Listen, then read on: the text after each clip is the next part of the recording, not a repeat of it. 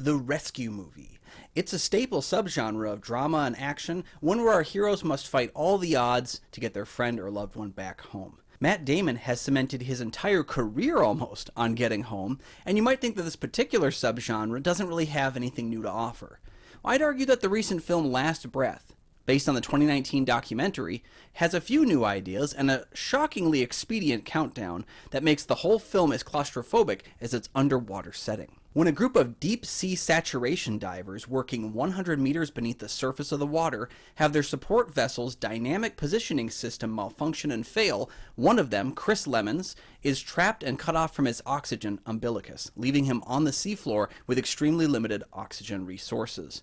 Now his crewmates, Duncan Alcock and David Uasa, along with the crew of the support vessel, must do everything in their power to save him, but with only minutes of oxygen left, can they make it to him in time, or will they be too late? So I cannot recall such a tight timeline in any recent rescue films. From the moment that Chris loses his oxygen supply, he has mere minutes of air remaining, and so much of the film plays out not in hours, days, or weeks, but in those minutes, as the various crew members stranded all around the North Sea have to figure out and execute a plan with little to no chance of success and even less likely odds of finding Chris actually alive.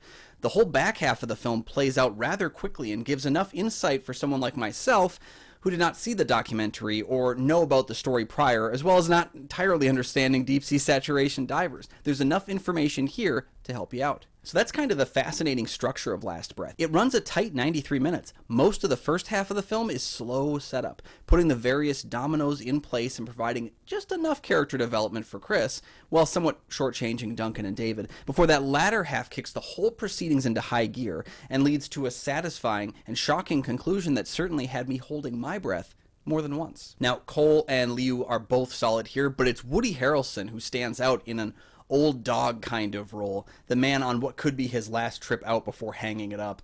And the intensity he brings to Duncan at all the right times makes for a fatherly, layered characterization, often making up for the imperfect character development that he's actually given in the screenplay.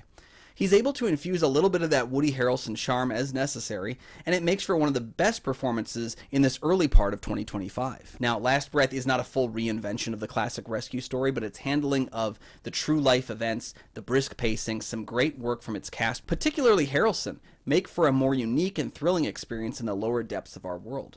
As a poor swimmer who can't hold his breath very well, I was certainly enthralled at this well-shot and well-edited thriller that spends a lot of necessary time setting up its intense finale. Despite a lighter screenplay when concerning its characters, Last Breath is well worth seeking out. I give the film a 3.5 out of 5. You can find a written version of this review over at goatfilmreviews.com, but while you're here, make sure to like and subscribe. There are 2 free things you can do that help to support the channel immensely, and you'll never miss new episodes of the show as they drop. You can also find Goat Film Reviews on Facebook. You can follow me personally at Almighty Goatman on Twitter, Instagram, Letterboxd, Threads, and Blue Sky. And you can find my show, Kyle and Nick on Film, that I co-host with Nick Palachuk from the St. Paul Filmcast. We have new episodes of that show every single week. There's also a link in the video description here for the Minnesota Film Critics Association, of which I'm a member. You can find other film critics' reviews of new, popular, and classic films, as well as more of my stuff over there. Thank you so much for joining me for this video review of Last Breath. Leave your comments down below what you thought about the film, and we'll see you next time. Bye-bye.